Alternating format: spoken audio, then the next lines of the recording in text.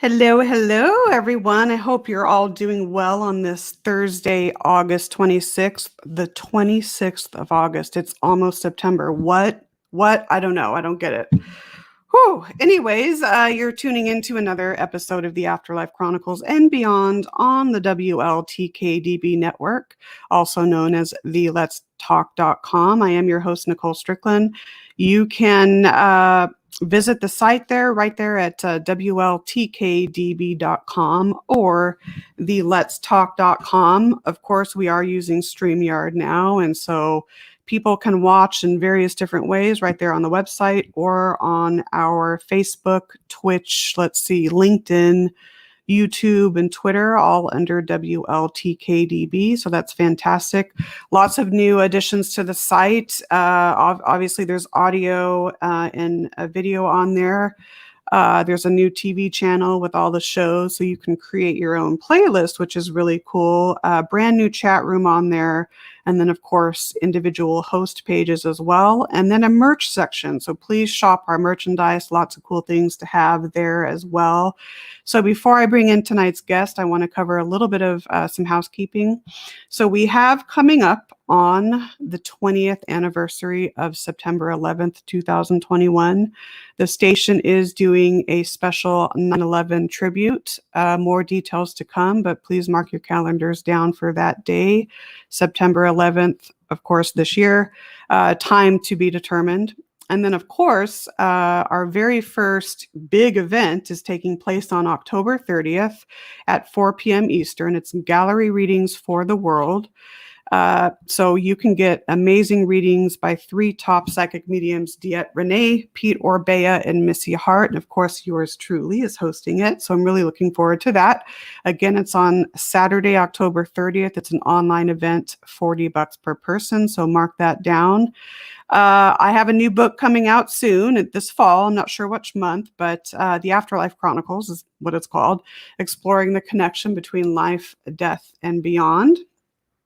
And that's about it for housekeeping. So tonight, it's about time that I've had this guy on. I should have had him on way sooner. But of course, Todd Bates, the entire mastermind behind WLTK-db, the Let's Talk Network, is going to be joining us. I am super excited.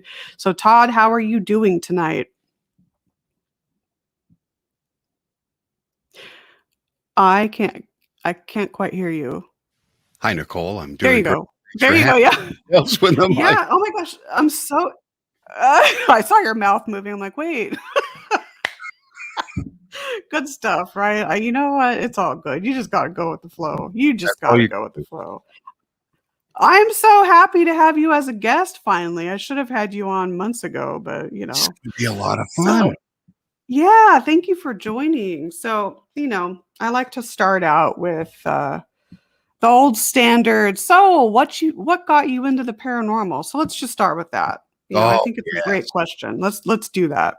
Oh, absolutely. My goodness. Well, I should say that, I'm more of a skeptical person. I hold a lot of caution in my mind. Now, back in the day, I didn't believe in any of this. UFOs, are you kidding me? Bigfoot? Seriously, I used to laugh. I used to laugh. And, I'd been curious, but yet didn't believe. Right. There was a small investigation team. They talked me into doing this haunted tour one Halloween. Nice. And a small investigation team here called the Crawford County, Illinois Ghost Hunter Society. I mean, he's Jason Snyder's old school. Well, he gets a hold of me. We get these tickets to his tour. And went to the tour, this old general store. Everybody just runs off and starts taking pictures and flashes everywhere. It's exciting. Well, I went straight back to this old barn and just sat there and started recording in the pitch black by myself, like a loner, a rebel. and I love it. Didn't capture anything, went home.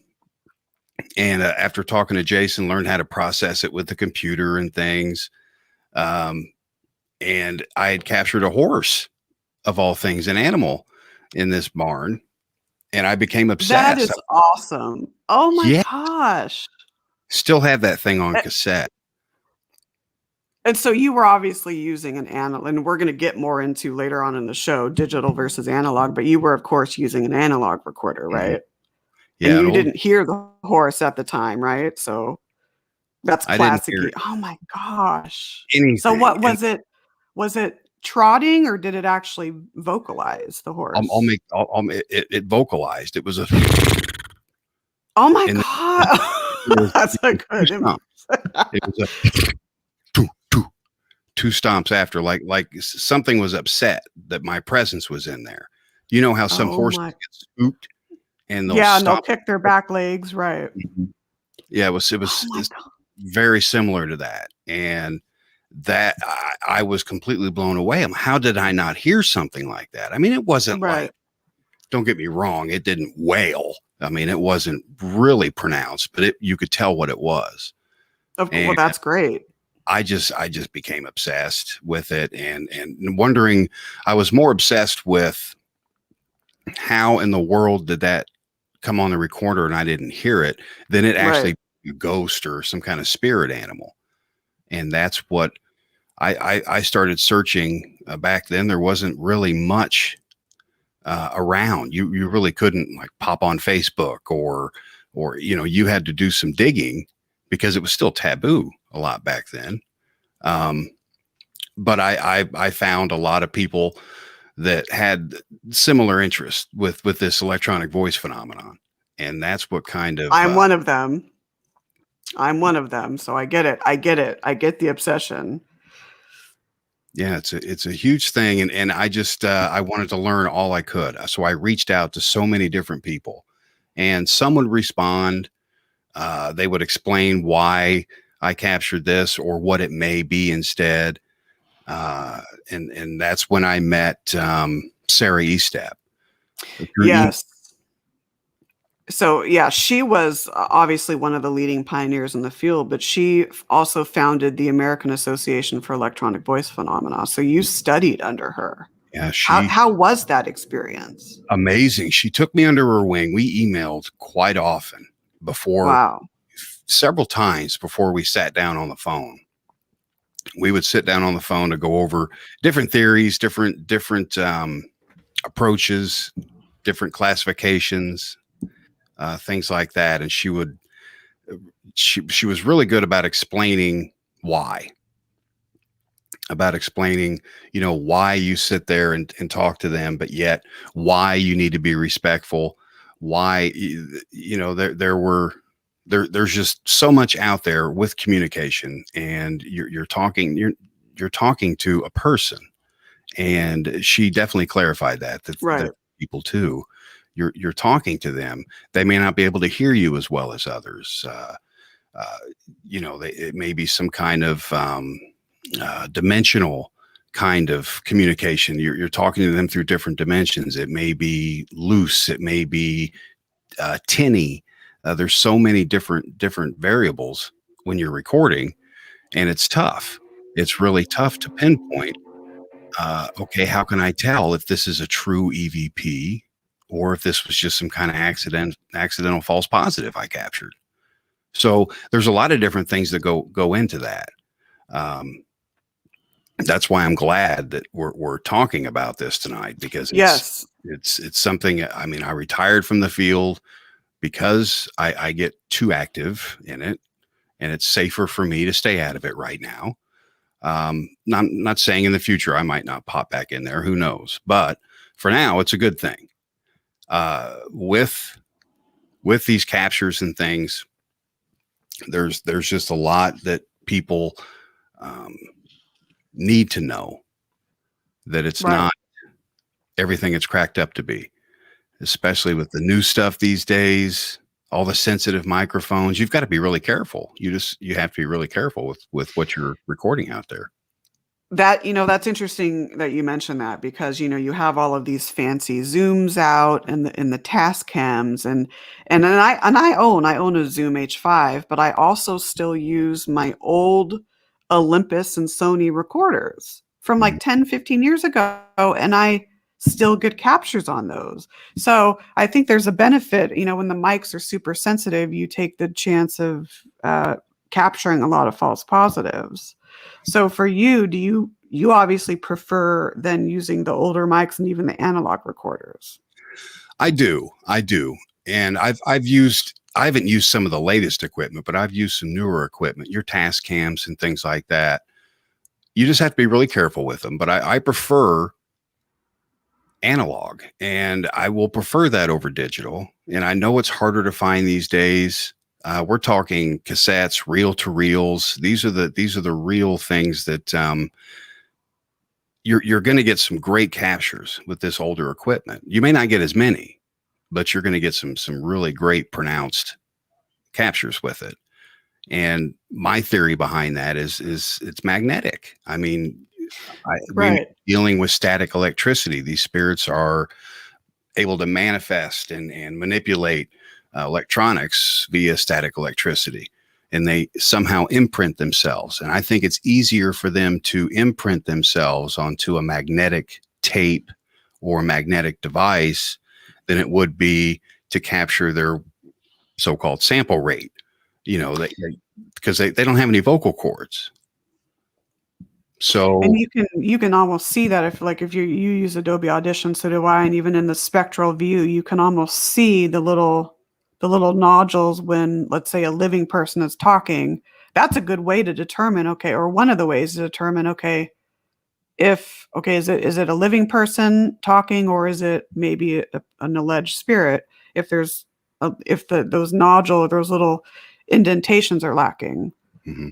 So, but yeah, analog, I mean, I've used it too. And I agree with you. I think there's something about the magnetism.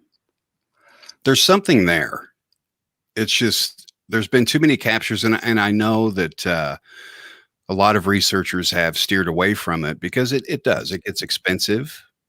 Yeah. You can't really process a lot. You don't want to sit there and have to, just hit record for a 90-minute, 60-minute tape.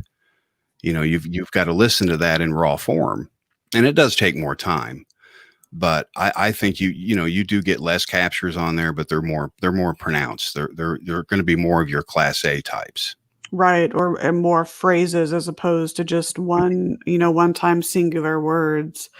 Yeah, I mean, like I said, I actually have a cassette. I don't use it that much, a cassette player, but I like I said, I agree with you. I think there's something about the magnetism, and you get asked a lot, many of us do, well, how do you get an EVP on a recorder? That's the how. That's the unknown to me. I mean, I don't think any one of us can answer that. Oh, do you have any other theories besides just the magnetism aspect of it? Just manipulation. That with the digital recorders, I was thinking, okay, so if they are composed of some kind of static energy, they're sticking to the magnetics. How are they sticking to a digital recorder? How are they able to imprint on that?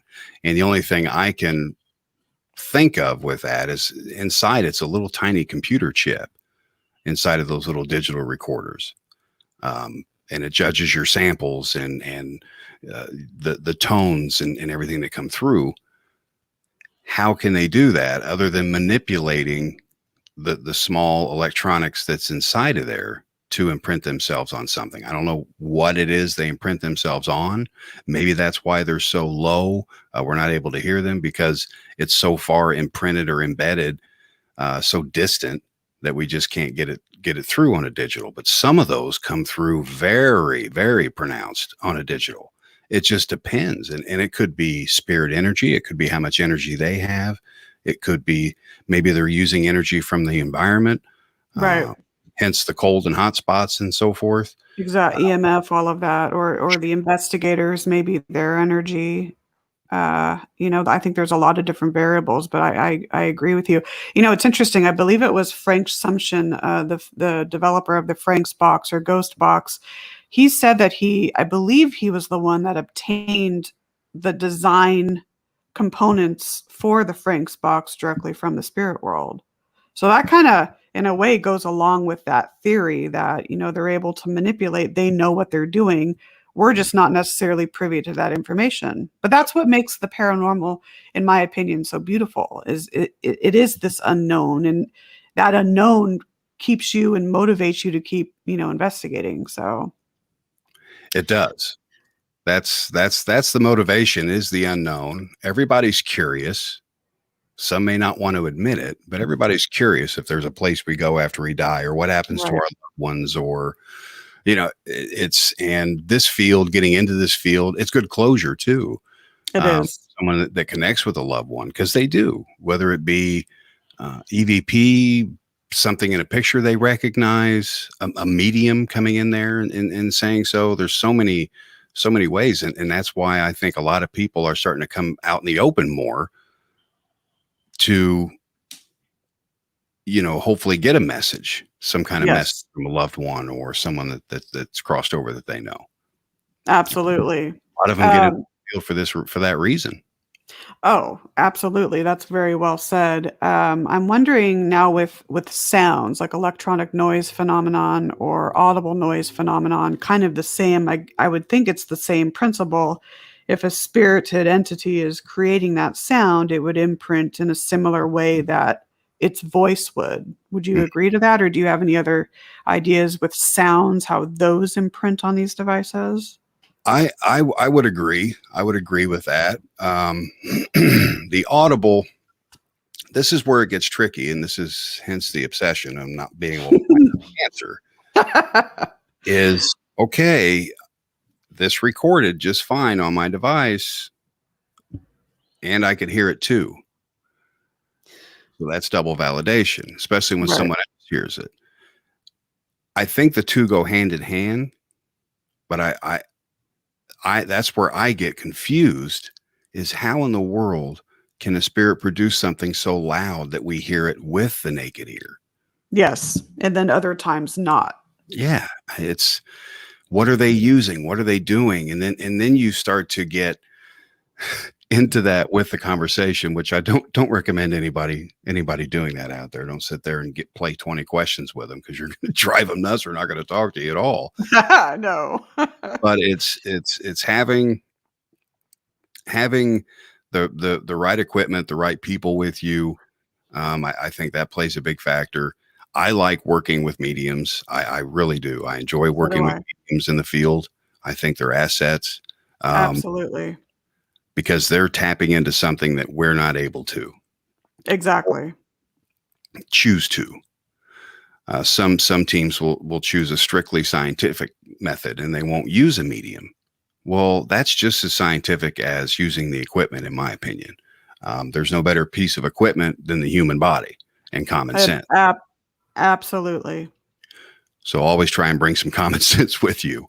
But having that with the recording, it can validate too. Let's say you bring a medium in there and you did a little bit of history, and you found that there was a Harold Simmons that used to live at this place, and you capture a male voice on the recorder, but you don't know their name. The medium might know exactly who that is. And it's just one of those things where you have to have faith in your team members, in the medium you're using, and all of it just blends so well and mixes together. It's not going to kill your credibility if you have a piece of EVP evidence and a medium validating that. That's not going to hurt your credibility. That's going to help it. Absolutely. I mean, yeah. I mean, we were talking about this with Linda Myers on Haunted Voices radio last week. The importance of just not relying on just the science end of it, but bringing in the metaphysical and your body's senses. And I remember her saying, develop, it's so important. I mean, this is often overlooked in our field, but develop your intuition, develop your innate psychic senses. Do that first as a foundation, and then get involved in investigating. And that's so, so important. But yeah, I think it's interesting how, I mean, you can have 5 or 6 recorders in a room and not capture anything if you don't have all of the right components in place, meaning, team members, people's energy and all of that, So, oh my God, I can talk about EVP all day. I know you can too. So interesting. Oh my gosh, but let's go ahead and take a quick break. Sure. When we come back, let's talk a little bit more about some of the EVP classifications and, in your opinion, going from setup to the actual session and then getting into reviewing a little bit. And then we have some of your audio clips to play as well. So we'll get into that after the break. You are tuning into the Afterlife Chronicles and Beyond. I'm your host, Nicole Strickland, with WLTK-db's mastermind and owner and manager, Todd Bates, when we get back. So stay tuned.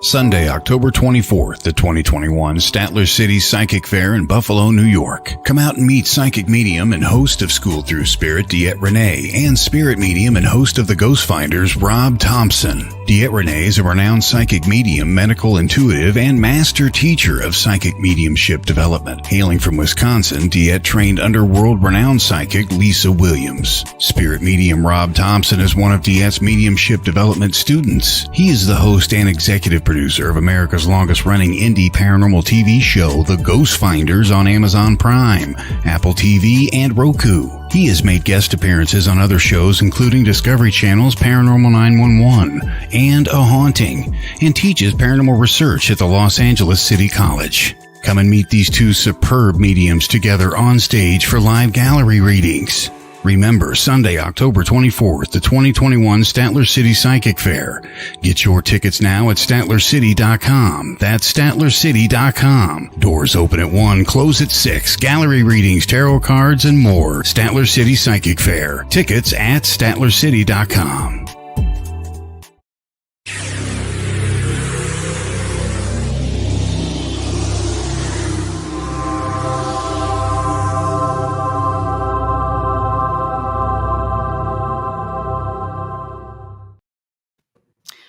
Minutes past the hour.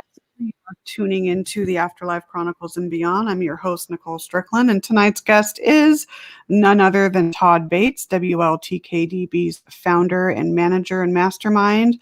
And I forgot to mention that his show, Haunted Voices Radio, which I'm honored to be co-hosting along with him, is one of the longest running internet paranormal talk radio shows since 2004, I believe. And he's also he has many accolades in the field, and he actually was an advisor for A Haunting on the Discovery Channel for the Sally's House episode, as well as making appearances on WTHI, I guess it's a CBS affiliate, for the Ashmore Experiment 2-day event, as well as WTWO NBC affiliate as well.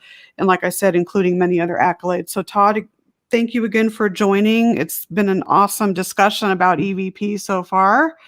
I know that we got into how you got involved in the field, and you discussed some of your theories for how electronic voice phenomena imprints itself on recorders and all of that. So let's get into now a little bit about the classifications of EVP, and then maybe setting up an actual session, how you would do that from start to finish. Sure. So, yeah, the classification system, beautiful system. Developed by Sarah. She was a preschool teacher. Oh, that's right. Yes. Oh, she kept it simple with her ABCs. Yeah, I love it. I thought that was just classic. But you've got a class A, and there's a class B and class C. Your class A are going to be your more pronounced. Your class B, of course, will be something pronounced, then something inaudible, then something pronounced and audible, for example. Right. A class C, a lot of your whispers, things of that nature. So you would classify them that way. And it really does help organize what you have. It sure does. Put it in perspective. A class A, you need to have at least 4 or 5 other people agree that that's what it is saying, at minimum, at best, because without suggesting it to them. And some of these that we play tonight, they're labeled. They are, yeah. And that's okay. I apologize for that, but that's that's the way I have to have everything categorized in my little file world. And that's the way to do it. I think that's an excellent way to do it. I'm going to play one of your Class A's in a second, but we've actually, my team has captured, this is very rare, but on a couple of occasions or a few occasions, we've captured EVP. So in regular playback mode, you can make out the word or phrase, but then just out of curiosity, I decided to reverse that portion of the EVP. I do this on some clips, not on others, but like I said, a few times I've reversed the actual EVP clip, and yet there's a different word or phrase that can be heard on the reverse. That's, like I said, different from the regular playback mode. Have you ever encountered that yourself? Absolutely. Yeah. I classified those as a Class X. Okay. When they were reversed. That's so... It is. It's so interesting how that happens. It's almost the only way, and this is going to go really, really far down a rabbit hole here, folks. That's okay with me. The way I can think of is they are imprinting somehow, because they can't just come up to a microphone. Hey, how you doing? I know. The vocal cords, there's no vocal cords, so there has to be some way. So they transmit it somehow. Now, when they transmit it and you have one in forward meeting and one in reverse meeting, well, that takes some talent for that to be even heard in a reverse meeting. The only way I can explain that and maybe write that off is that is like an alternate universe kind of twist. You have one coming one way, one coming from another way. Because if you listen to one with a reverse meaning, you'll see that the reverse meaning sounds very distant. It sounds almost inaudible sometimes. You're absolutely. It's almost like it's emanating from a different dimension, like further away. I've encountered that as well with the reverse. And you have to be careful with reverse meanings because of pareidolia or matrixing, as yes, AKA for it. You can hear things. Your brain can only process one of these sounds at a time and try and place it. When you have a lot of complicated sounds in there, you'll matrix a little bit, and you'll start. So take frequent breaks, especially when you're working with anything reverse, because it may just be that reversed, and it may not have no meaning whatsoever. But you're just hearing this gobbledygook in reverse. And if you listen to it over and over and over, it's going to sound like something. So don't do that. That's like a common rule when listening. I usually listen for maybe about 10 minutes, and then I'll take a little bit of break to let my brain just kind of, quiet down and then go back to reviewing. But I like your theory on that though, because, with EVP, you can have 5 different people that all hear something different. Does that mean they're all right or all wrong? No, not necessarily. It could maybe mean that particular spirit has 5 different things or words or whatever it wants to impart. So that kind of correlates to the reverse as well. Maybe it's 2 different, a question is asked, but yet there's 2 answers for that question, if that makes sense. Yes. But I like your description of the interdimensional theory there. I think that's phenomenal. But yeah, I mean, I've had that probably happen for me about maybe 4 or 5 times. I don't know about you with reverse. I've had several reverse. A lot of them I wrote off as false positives or reverse, but I didn't send any those examples along. But there's a couple of them that did have a reverse meaning and had no forward meaning, which I found very interesting. Oh, that's intriguing. Wow. Mm-hmm. That has happened in the past as well, that, you'll hear like a forward, but you play that in reverse. And let's say, for example, it says, please help me. And that can happen as well. So make it a habit when you're processing your EVP, take that extra step And because all the programs, even the free programs, have the reversing capabilities now. Try that. Yes. Be careful with it, but try that, because they may have something else to say to you literally on the other side of that message.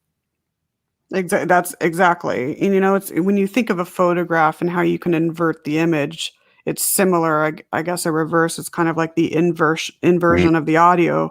So I'm wondering if it has to do too with the frequency. For some reason, the energy flow is opposite, in their dimension, just like what you were mentioning. Oh my gosh, it's so fascinating. But we have one of your class A's here. Okay, so I'm going to use the old fashioned, let's put the smartphone to the mic. I know. Yes. I know. It's the cheat way, y'all, but you know what? It works. So don't fix what's not broken. So I'm going to go ahead and play that now. I'm going to play it again. Okay. So obviously you want to, we all can hear what that said, but to your clip. So what are you hearing there? That was captured in Vincennes, Indiana. Nice. At called Cannonball Bridge. It's also nicknamed Purplehead Bridge. And the strange thing, it's an old train bridge. That's where they used to turn the trains around. And with this particular capture, there were 3 of us there, and we were standing out near the center of the bridge. And that's where that was captured during that session, of what it sounds like a little old lady saying hello. It does. Yeah, it does. Because it had that elderly hello in there with it. Absolutely. And that was none of us heard that. Of course, that was found later after everything was analyzed. And when you're sitting there listening to a cassette and you hear that shh, that constant hiss in the background that you do, then you hear a question, then you hear shh, hello. That was just, it completely consumes you. It does. I know exactly what you mean. You got a voice. Okay, now we have a voice. Let's tie this. Let's find a name. Let's find out who this is. And then boom, it's on. You go back and you try to do another recording session, another one, but you never get that same voice again. Right. Isn't that phenomenal how that happens? It drives you nuts too, but it's phenomenal. Let's play that again. One more time. Yeah, when I listened to it too, I was like, oh my God, it sounds like a cute little old lady, Sounds like old grandma saying hello. But when you get those, that was captured on an analog recorder.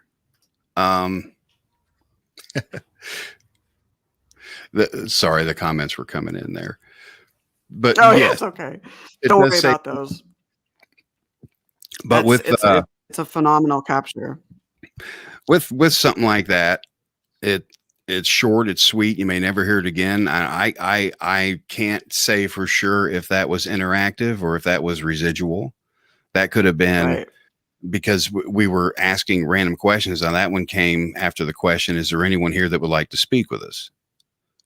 And then this comes. Okay. That's okay. That to me is maybe more intelligent, but you never know.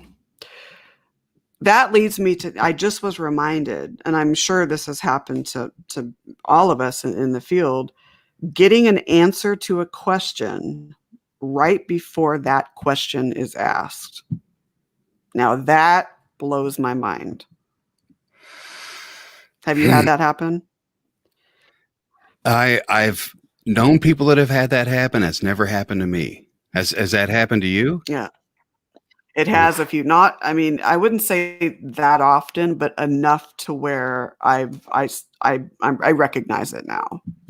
And to me, the only fear I have for that is it's some sort of time differential, or they're intuitively knowing ahead of time what I'm going to ask. I don't know. If anyone else has any theories, by all means, because to me that just blows my mind. It's psychic in itself. Yeah, absolutely. So really let's is. get into so class B now. How would you define that? Similar to class A, but a little different. Okay. A class B, you just heard the example of the hello. Right. Would hear the hello, and then let's say after she said, "My name is," Right. Mm-hmm. so that kind of it's not as high grade. It's there. Something was said. They tried to make some kind of structure out of it, but it's just inaudible. So that would be a class B, and it's really tough to group that because the you want to go, okay, well, you can hear them say hello, but you can't hear them say the name. So it's got to be a class A because you can hear hello. If that is included in the clip, as a whole, Right. that is a class B. And it's okay to have a class B. It really is. It's okay. Oh my gosh, thank you. Yes, even class C's. They're, The more, it's the more the better. Because right. to say, with the way technology is going these days and the way these gadgets are coming out, that here in the future, they can't take some of these class C's and clean them up so well that they're not. But then you come at that question, okay, I have a class C. This new product I got, amplified it, cleaned it up, pronounced the vocals better in there, enhanced those. Is it still a class C? Yes. Right. It It is was because that captured. in its raw form Mhm. was a class C. Right. So And you I can't think with take a oh, class C and make an A out of it. right. That makes sense. And I know with class Bs, some people may hear and others don't, but I like how you use the example of, okay, maybe one word can be totally heard and understood, but the rest of the clip is not. And so Right. that's a good way to put that. We do have a class B example. I'm going to play it 3 times and then you can explain it and then I'll play it again.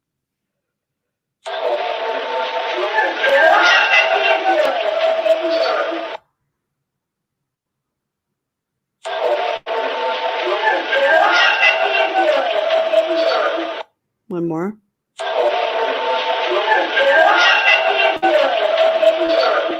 All right. Interesting. I think I may hear part of it, but not all of it. Well, one thing I clearly heard was the name Jill. Okay. And what I feel that says is "come here, Jill," and then it's inaudible.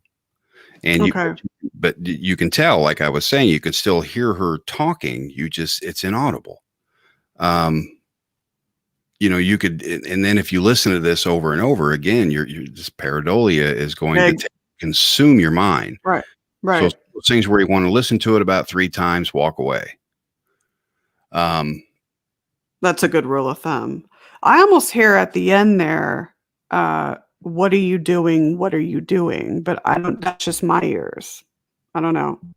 So That's actually what I think that EVP says is, "come here, Jill. What are you doing? Where are you going?" yeah, let's play it again.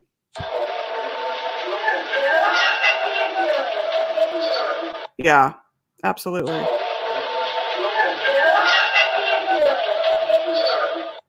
Wow, that's interesting. I mean, the length of that too, because these phrases are again more common on the analog, but where were you when this was captured? That was captured in the Sally house. That was a station. Oh, yeah. Okay, great. Oh my, and you've done a lot of research there.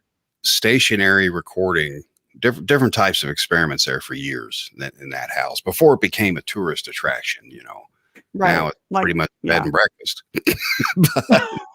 Wow. Oh my gosh. At least you had some quality time there. Some quality time alone with the house, and it's good. It's good to get to know a location before you go in there and you start talking to people. Get to know the people that may have lived there. Check some Yes. history. But that was in the Sally house, a stationary recording in the upstairs bedroom, the one off to the right. Those of you guys that have been there. And it was just stationary. There were no questions asked. This was processed. Now, when I did stationary recording in there, I would set it up and I would literally leave. I would go across the street. I would leave the area. And that can be good and bad as well, because there was no one there to listen to any false positives that may have come across. Who's to say that someone wasn't standing outside screaming, "Come here, Jill. Where are you going? What are you doing?" And it came up on the recorder. But if you notice, when you listen to that, you'll hear that tin sound. Tinny, distant. Like it's like a robotic tinny sound. Yeah. Mm-hmm. And that wasn't, because you can get that from overcorrecting your file as well. It will do that real bad. That one has had no correction. That one's just been digitalized. That's all. But you hear that weird noise in there, and I don't know what that noise is. That's the thing. It makes it more likely to be something, anomalous. Do you have an idea, because you've done a lot of research there, as to who that might be? Obviously, it sounds female to me. Yeah. But, the only thing I can think of, because there wasn't any family members there with the name of Jill, mm-hmm. It may have been one of the little girl's friends. That was maybe a residual of them playing in the room together. Unknown. That could be. Because there's no names tied. There's no Jills or anything tied to there. But what's known to haunt that house is little Sally, her mother, and the doctor. Okay, so those are the three. So maybe it is someone that maybe they knew. That's a location I've actually been wanting to visit, because I know a lot of people like yourself that have done research there. So there's a lot to learn there. Yeah. Oh, I can imagine. Definitely be careful. Oh, yeah. Yeah. I mean, I think each place you go to, obviously, you learn something new, and each location is different in its own right. But there goes Kaylee, right on time. So, God, please. It's not an EVP of, well, you guys would hear it, right? So it wouldn't be an EVP. It would be an audible voice phenomenon of a cat, but that is Kaylee. So, I've heard a lot of great things about the Sally house. But let's move on to Class C. I have one here. I'll go ahead and play it a few times, and then you can explain it. Is anyone here sick? One more time. Is anyone here sick?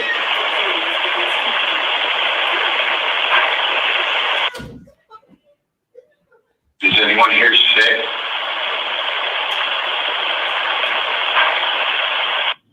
Okay, so that's you asking the question, is anyone sick? And then I do hear something, but I'll let you say what you think it is. Class C, you hear a response, and you hear some kind of, but it's such a whisper. Now, when I amplified that, I could hear what they were saying, but that's altering. So a Class C is a Class C, and that's where that one stayed. But what I heard, the response of a male voice at the end saying, "I am." That's exactly what I heard. It's funny, when I first listened to it, I thought it was a cough, but then I listened to it 2 more times, and I said, "Oh, I'm hearing I am." That's, and that you made a good point about Class C's. They're just as valid as a Class B or a Class A. Do not throw those out, guys. No. It's another piece of data there. Yeah. So I can't agree more. Wow, that's really cool. And where were you again with this one? Let's see. That one was the old Quaker schoolhouse.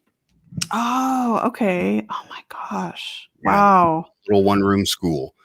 And we captured, and it was strange. You think, okay, you're at a school, you're going to capture a bunch of children. Now, there were children there, don't get me wrong, but there were also a lot of adult spirits there. And I don't know why. I don't know. Maybe they visited there. That could be residual from some kind of big shindig they had at the school, when they had parents teacher conference or whatever they had back then. I don't know. But there were adults. We got a lot of adult voices there as well. So it was an interesting location, and it was almost, maybe that spirit was a ghost and didn't know that they had died or were dying. They just still thought they were sick. And he just answered sickly, I am. It's just, that's the motivation right there. Exactly. The small, Yep. to me, little things, the smaller, the better. Because Right. I don't want to capture an EVP that says, yes, I'm right here. Heaven is wonderful. I tell you what, off to my left, I don't want an EVP like that. I know. It takes away all the mystery, all the, it's these little tidbits that people are giving you here and there. You know what? God, you said that so well. I can't agree more. You know, it reminds me of when Allie and it was 2017, and I was speaking at the Preston Castle Paracon.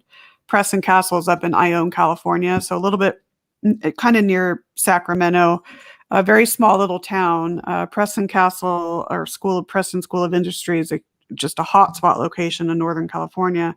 And we were in the sick ward area. And so Allie had this idea when we were driving up to stop and get comic books as a trigger object. Good idea. Because they didn't really have TVs back then. So when we were there, Allie sat a comic book on each one of the beds. And so we were recording, and gosh, I forget exactly verbatim what it was, but Allie was saying, we got these comic books for you. We hope you enjoy these. And then, now, this was an audible voice phenomenon because I heard a response to that. And then when we played it back, it was a younger male saying, thank you. Just something like that. Just, like you said, it motivated me. It was so special. So, yeah, insane. You have some other ones here. You have one of, I'll go ahead and play it, and then you can preface it. So. Oh,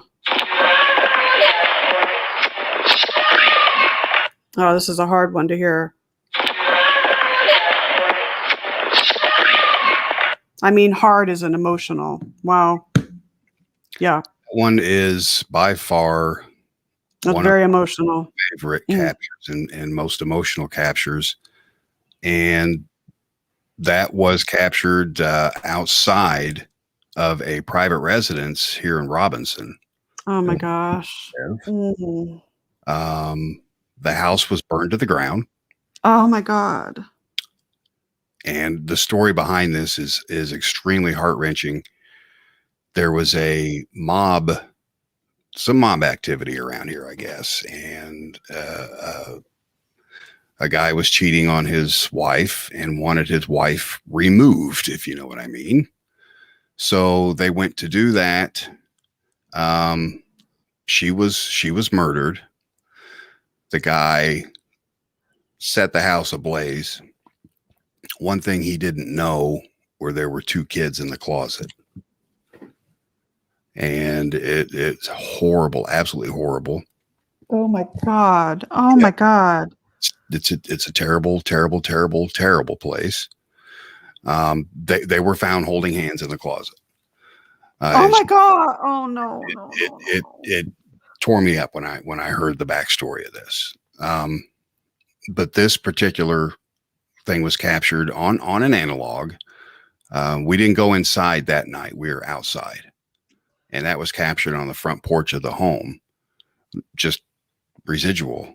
I don't know what all the sounds are. I know there's, is it the sound of the house burning and crumbling to the ground and people screaming inside?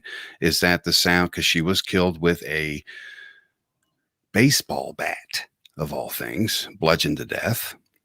And you can almost hear the swoosh of it's a horrible thing. And I had it on the old Haunted Voices website for quite a while.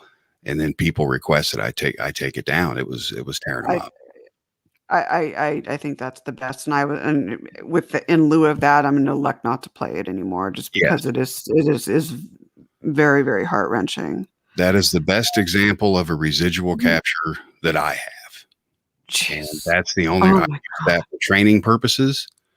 And these things are out there. It's not all fun and games what you capture. Um, there's some things that really sit very raw with you. And I got to the point, Nicole, I had to talk to a priest. I had to cleanse myself because of all these different things I was involved in and had experienced and were in my head. Noises such as what we just heard, you can't get these things out. It's like, what is this? What is this? And so you have to check your sanity quite a bit in this field when you're in this field, especially doing things like that. Right. I mean, that you make a good point, having that balance of, being physically, emotionally, and spiritually balanced is imperative. Has anyone done any sort of, whether it's spirit rescue or any sort of, work to try to help those, if they're still there, facilitate some peace, maybe moving on? That might be very worthwhile to do at that place. Much, much, much appreciated.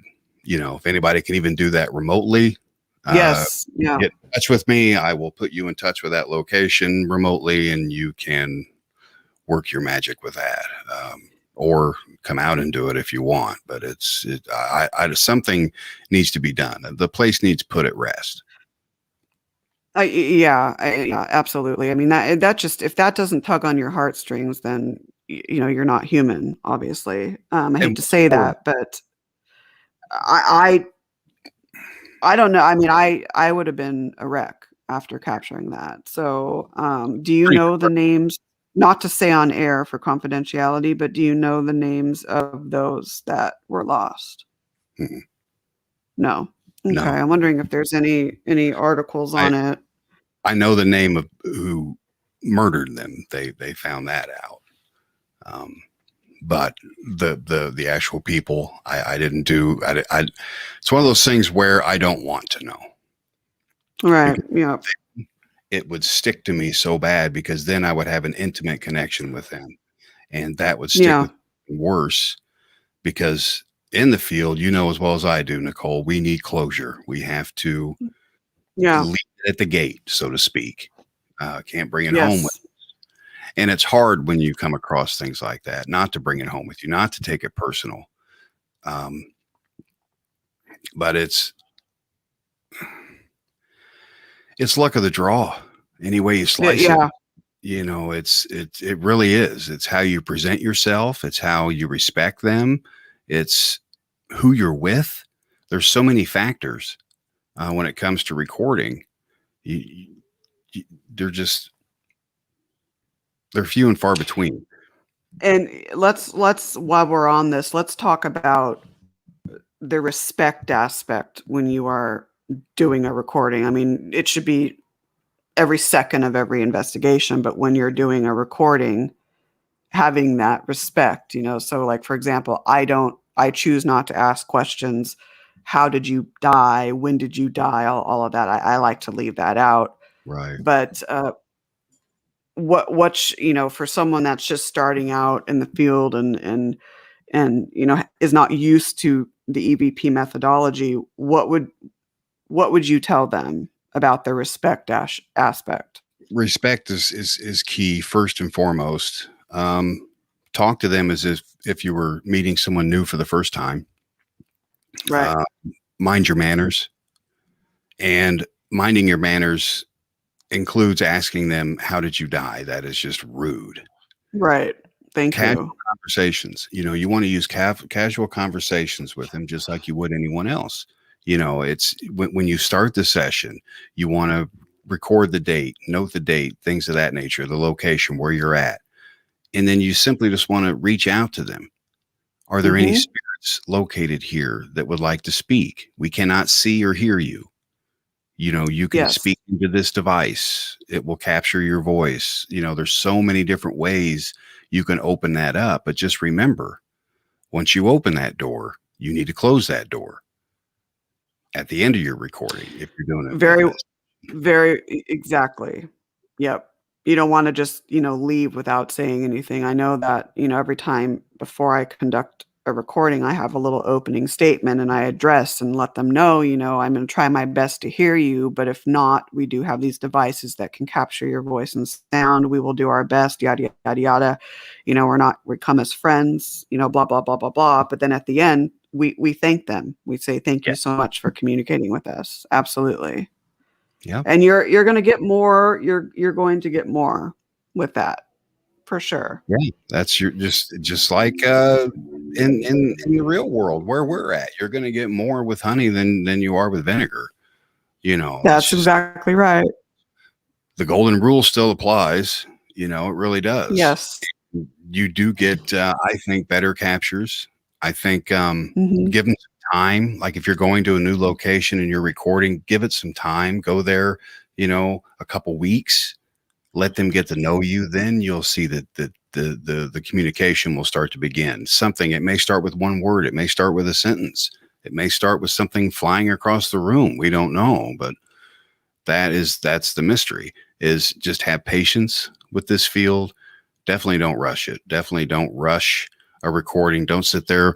What's your name? Where are you from? What's your favorite color? What'd you have for dinner last night? Oh, I know, right? Don't make it interrogative, right? Make it more exactly. Make it more like a discussion. Yes. Yeah. I mean, it's common sense. This is common sense, people. It really is. And it works.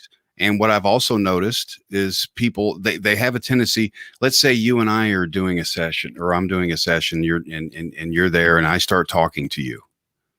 Just, I start saying something. There's been a lot of captures where the voice will come right over. Yes. And right in there and talk right over you and I. Exactly. That's happened as well. Unexplainable. Maybe they're using a frequency off of our voice to. Right. That's always been my theory. Yeah. There's just so many cool ways out there. That's why I love the field too much. That's why I know what you mean. I know exactly what you mean. It's never ending. It's never ending. Yeah. That to me, it's the ambiguity of it makes it, to me, more attractive and more of a beautiful thing to study.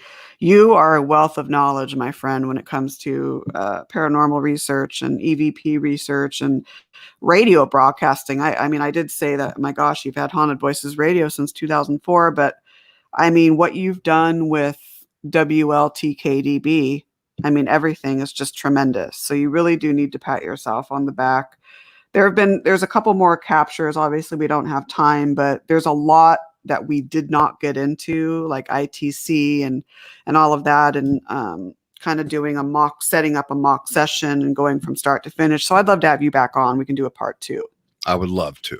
I would love that. So yeah, this is a really great episode. Lots of good information. Thanks so much for coming on, Todd.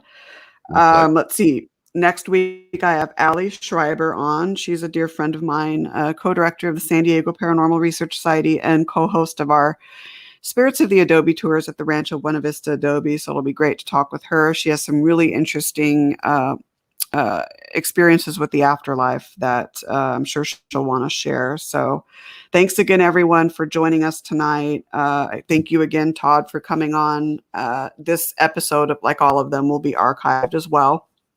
I hope everyone has a great weekend, and we will see you next week. And that's about it. So yeah, have a good night, everyone, and we'll see you next week. Good night.